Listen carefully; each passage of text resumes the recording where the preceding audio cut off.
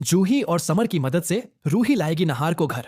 दादी बुलाएगी घर में एक तांत्रिक बाबा जो करेगा उस आत्मा को शीशी में कैद। क्योंकि जब सारी रात बीत जाने के बावजूद भी नहार का कोई अता पता नहीं चलता, तो यह देखकर रूही को नहार की बेहद चिंता होने लगती है। इसलिए जब रूही उस कलश को पूजा में रख रही होती है, तो रूही अनजाने में सुकून के कमरे में पहुंच जाती है, जहां का नजारा देखकर रूही को एक बड़ा झटका लगता है और उसे समझ नहीं आता कि आखिर सुकून का कमरा इस तरह से क्यों सजा हुआ है।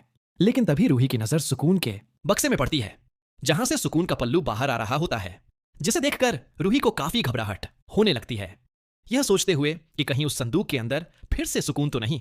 मगर जब रूही उस संदूक को खोलती है तो उस संदूक में वो पेंटिंग देखकर रूही के पैरों तले जमीन खिसक जाती है और उसे समझ नहीं आता कि आखिर वो पेंटिंग सुकून के कमरे में क्या कर रही है।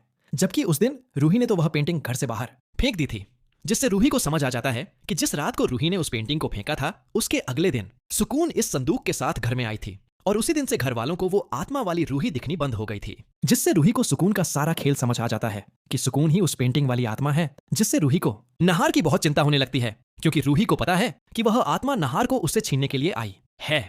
इसलिए रूही नीचे मंदिर के सामने खड़ी होकर भगवान से प्रार्थना करने लगती है कि नहार जल्द से जल्द घर आ जाए। जिससे तभी रूही को ध्यान आता है कि वह पेंटिंग इस घर में उनके पुराने घर से आई है। इसका मतलब कि वह आत्मा पुराने घर में रहती थी।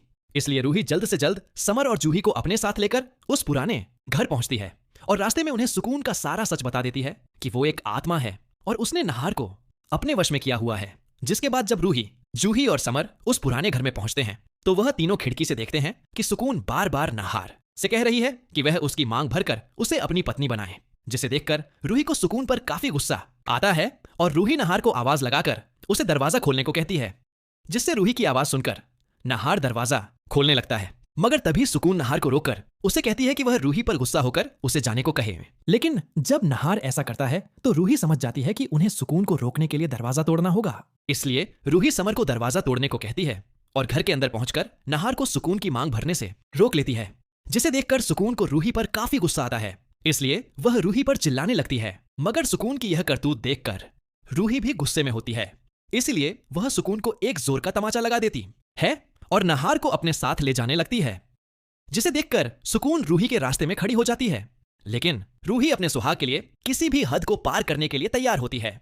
इसीलिए रूही सुकून को धक्का देकर नहार को अपने साथ घर ले आती है, जहां नहार रूही को कहता है कि वो इस घर में सुकून के बिना नहीं रह सकता। इसलिए वह सुकून को लेने के लिए जा रहा है, मगर रूही नहार का हाथ नहीं छोड़ती और वह नहार के माथे पर पूजा का तिलक लगा देती है। जिससे नहार सुकून के वश से बाहर आता है और वह रूही से कहता है कि जो भी उसने अब तक किया वह उस आत्मा ने उससे करवाया है। जिसे सुनकर पूरे घर वालों के होश उड़ जाते हैं। मगर तभी रूही घर वालों को बता देती है कि नहार बिल्कुल सही कह रहा है और वह आत्मा कोई और नहीं बल्कि सुकून ही है, जो अब तक नहार से यह सब करवा रही थी। जिससे समर भी घर वालों से कहता है कि उसे तो उसी दिन इस बात पर शक हो गया था कि नहार अपने होश में नहीं है। जिस दिन नहार ने उसे थप्पड़ मारा था, तो वहीं यह सब देखते हुए रतन रूही और घर वालों से कहता है कि नहार को अभी भी उस आत्मा से खतरा है, इसलिए वह आत्मा एक बार फिर से घर में पहुंचे। इससे पहले उन्हें कुछ करना होगा। जिस पर दादी रतन से कहती है कि वह एक तांत्रिक बाबा को जानती है जिसे भूत भगाना आता है। इसीलिए दादी घर में उस बाबा को बुला लेती है। तो वहीं सुकून अभी भी अपने पुराने घर में होती है और नहार को रूही अपने साथ ले गई। इस बात से उसे रूही पर काफी गुस्सा आ रहा होता है, इसलिए वह रूही को हमेशा के लिए ठिकाने लगाने का प्लान बना लेती है और नहार के पास घर जाने लगती है। लेकिन घर में पहले से ही वो तांत्रिक बाबा सुकून का इंतजार कर रहा होता है। इसलिए जैसे ही सुकून घर में आती है, वह बाबा सुकून को मौका नहीं देता और जल्दी से कुछ मंत्रों की मदद से उस आत्मा को एक शीशी में कैद कर लेता है। लेकिन अभी भी वह पेंटिंग घर में होती है। इसलिए अगर आप भी चाहते हैं कि अब सुकून उस पेंटिंग की मदद से वापस घर में ना आए, तो वीडियो को लाइक करने के बाद कमेंट्स में अपनी राय देना ना भूलें।